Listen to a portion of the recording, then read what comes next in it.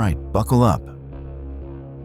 Because tonight I'm telling you about something that still makes my skin crawl. This isn't some ghost story I made up for clicks. This is real. Something that happened to me in the summer of 2022 while camping in the Adirondacks. I've barely told anyone about this because it sounds insane, but I can't keep it in anymore. So, grab something to hold on to, dim the lights, and let's dive into the scariest night of my life. I was fried from work, the city, everything. So I planned a solo camping trip to clear my head. I'm a big outdoors guy, hiking, fishing, sleeping under the stars. It's my thing. I picked this place called Black Bear Hollow, a super remote campground about 4 hours north. We're talking deep in the Adirondack Mountains.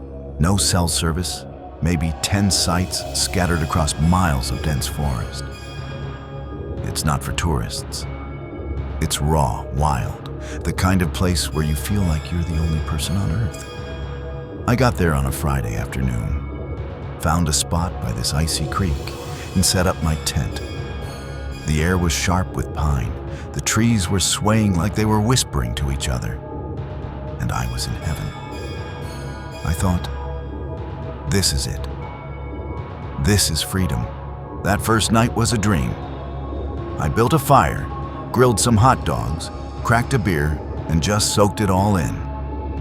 The creek was singing, the stars were blazing, and I fell asleep in my tent, feeling like I'd cracked the code to life. But the second night, that's when it all went to hell.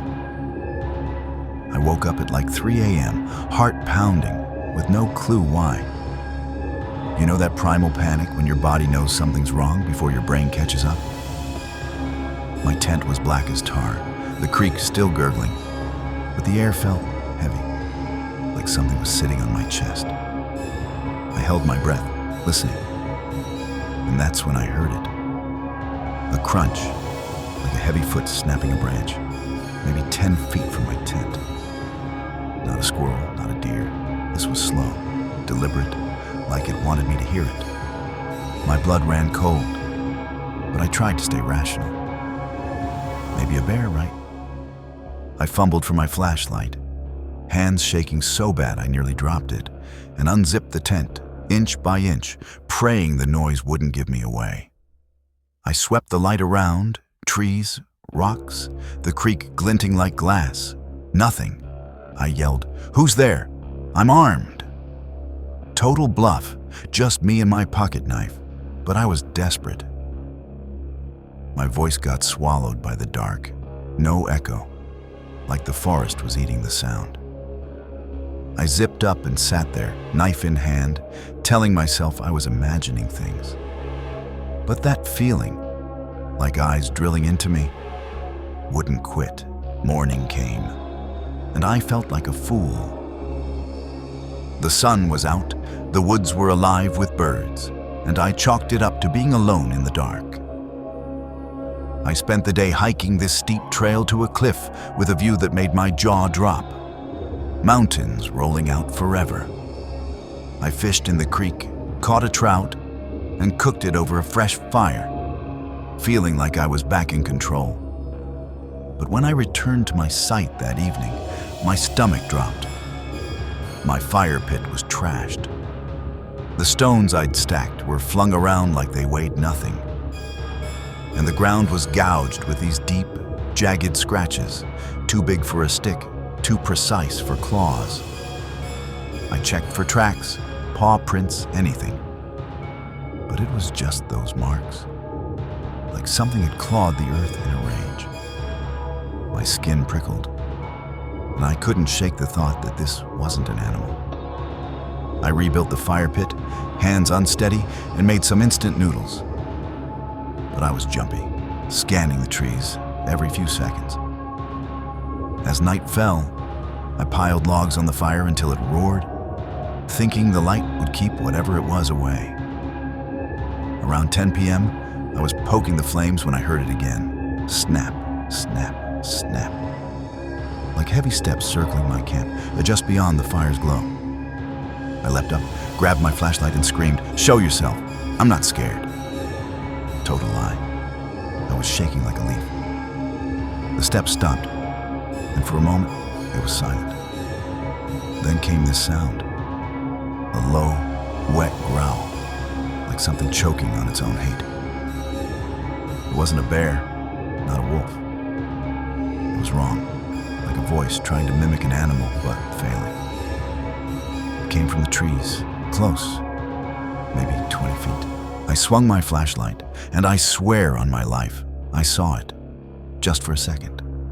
A shape, tall, way too tall, hunched between the trees. It wasn't human, but it wasn't an animal either. Its outline was jagged, like it was made of broken branches, and its eyes, God, I can still see them, glinted red in the beam, not like a deer's, but like something alive and furious. It slid back into the dark before I could blink, leaving this stench, like rotting meat and damp rot. I screamed, "Get away from me!" But my voice cracked, and I felt like a kid facing a monster under the bed. I didn't sleep. I dragged my sleeping bag to the fire, sat against a tree, and gripped my knife like it was a lifeline. I kept the blaze going, tossing on every stick I had, watching the shadows twist like they were alive. Around 4 a.m., that growl came again, so close I felt it in my bones, right at the edge of the light. I couldn't see it, but I heard breathing, ragged and wet, like it was tasting the air. Then, something scraped the ground near my tent, slow and deliberate, like it was carving a message. I whispered, "Please, just leave me alone." Tears stinging my eyes, but it didn't stop. That smell hit me again, so thick I gagged, and I swear I heard a low, guttural chuckle, like it was enjoying my fear. When dawn broke, I was a wreck. I packed up so fast I left half my food behind. As I tore down my tent, I saw it. New scratches, right where I'd sat by the fire, deep and crisscrossed, like something had been inches from me, marking the ground while I was frozen there. There was a print too, not a foot, not a paw, but this weird, elongated thing with too many toes, pressed into the dirt. That smell lingered, clinging to my clothes like it was following me. I threw everything in my car and floored it, heart hammering, checking my rearview mirror like it might be chasing me. Driving home, I couldn't stop shaking. I kept seeing those eyes, that shape, hearing that laugh. I told myself it was a bear, a prank, anything, but nothing added up. I've camped my whole life. Coyotes, bears, I know how they move. This was different. It felt like it hated me, like I'd trespassed on something ancient and angry. When I got home, I scoured the internet for answers. I found some old hiking forums about Black Bear Hollow, people talking about screams in the night, shadows that didn't move right, one guy swearing he found scratches like mine near his camp.